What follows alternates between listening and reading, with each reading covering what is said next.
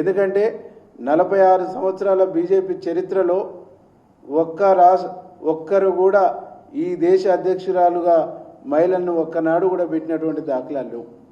ఈరోజు వాళ్ళ పార్లమెంటు బోర్డులో 11-12 మంది ఉంటే ఒక్క మహిళకు మాత్రమే స్థానం ఇచ్చింది. వాళ్ళ సైద్ధాంతిక బేస్ అయినటువంటి ఆర్ఎస్ఎస్లో నిర్ణయాత్మకమైనటువంటి కమిటీలో ఒక్క మహిళ కూడా ఉండరు.